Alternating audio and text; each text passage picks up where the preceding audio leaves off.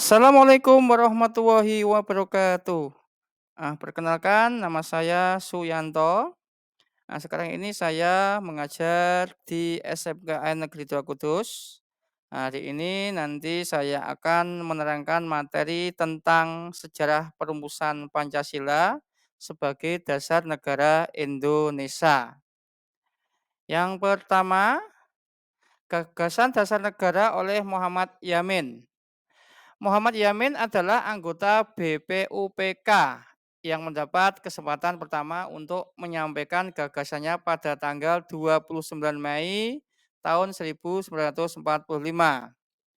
Gagasan Yamin ini disampaikan dalam pidato yang berjudul Asas dan Dasar Negara Kebangsaan Republik Indonesia, di mana pada waktu itu Muhammad Yamin merumuskan asasnya. Yang pertama ada prikebangsaan, yang kedua ada prikemanusiaan, yang ketiga priketuhanan, yang keempat prikerakyatan, sedangkan yang terakhir kesejahteraan rakyat.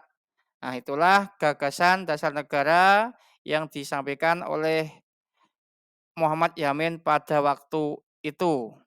Sedangkan gagasan yang kedua yaitu yang dikemukakan oleh Supomo, pada tanggal 31 Mei tahun 1945. Ada beberapa tokoh bangsa yang menyampaikan gagasannya, pidatonya tentang dasar negara. Salah satunya adalah Mister Supomo. Mister Supomo pada waktu itu menyampaikan ide gagasannya mengenai dasar negara dengan rumusan sebagai berikut. Yang pertama, persatuan. Yang kedua, kekeluargaan. Yang ketiga, keseimbangan lahir dan batin. Yang keempat, musyawarah. Dan yang terakhir, keadilan rakyat. Sedangkan yang ketiga, selain yang dirumuskan oleh Muhammad Yamin dan Supomo, pada waktu itu ada Ki Bagus Hadikusumo menghendaki dasar negara sesuai dengan yang telah dirumuskan dalam sidang BPUPK tanggal 22 Juni tahun 1945, yaitu Piagam Jakarta. Ki Bagus Hadikusumo meminta frasa bagi pemeluk-pemeluknya di dalam pasal pertama Piagam Jakarta yang berbunyi dengan menjalankan syariat Islam bagi pemeluk-pemeluknya dihapus menjadi dengan menjalankan syariat Islam. Selain itu, Ki Bagus Hadikusumo menginginkan syariat Islam menjadi dasar dalam menjalankan ketuhanan bagi bangsa Indonesia. Selanjutnya Ki Bagus Hadikusumo akhirnya menerima putusan tersebut dengan lapang dada demi persatuan dan kesatuan Indonesia merdeka. Karena pada waktu itu rumusan dari Ki Bagus Hadikusumo ditolak. Selanjutnya rumusan yang keempat yaitu yang dirumuskan oleh Bapak Insinyur Soekarno yang dikemukakan pada tanggal 1 Juni 1945. Yang pertama yaitu saya telah mengemukakan 4 prinsip. Yang pertama, kebangsaan Indonesia. Kedua, internasionalisme atau perikemanusiaan. Yang ketiga, mufakat atau demokrasi. Yang keempat, kesejahteraan sosial. Prinsip yang kelima, hendaknya menyusun Indonesia merdeka dengan bertakwa kepada Tuhan Yang Maha Esa.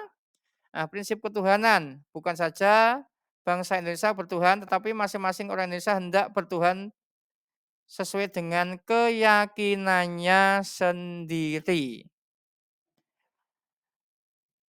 Selanjutnya, Soekarno juga dianggap sebagai salah satu founding father, juga dikenal sebagai penggali Pancasila. Sehingga apa yang kita rasakan setiap tanggal 1 Juni diperingati sebagai hari lahirnya Pancasila. Hal ini tidak dapat disangkal bahwa Soekarno sumber pertama yang memperkenalkan Pancasila pada bangsa ini. Sedangkan secara kronologis, rumusan Pancasila yang saat ini diterima sebagai dasar negara secara resmi mengalami beberapa tahapan perubahan. Yang pertama, rumusan dasar negara dalam Piagam Jakarta atau Jakarta Charter pada tanggal 22 Juni 1945. Yang kedua, rumusan dasar negara dalam pembukaan Undang-Undang Dasar yang disahkan pada tanggal 18 Agustus 1945 dalam sidang PPKI. Rumusan dasar negara dalam Mukadimah Konstitusi Republik Indonesia Serikat pada tanggal 27 Desember 1949. Dengan yang keempat, rumusan dasar negara dalam Mukadimah Undang-Undang Dasar Sementara atau UUDS pada tanggal 15 Agustus 1950. Sedangkan yang kelima, rumusan dasar negara dalam UUD 1945 merujuk Dekret Presiden 5 Juli 59.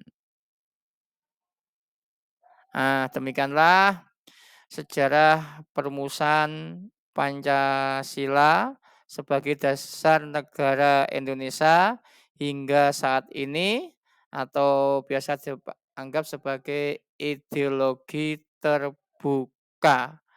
Artinya sampai kapanpun ideologi ini akan digunakan di negara Indonesia. Demikianlah pemaparan materi tentang perumusan dasar Pancasila. Saya akhiri, wassalamualaikum warahmatullahi wabarakatuh.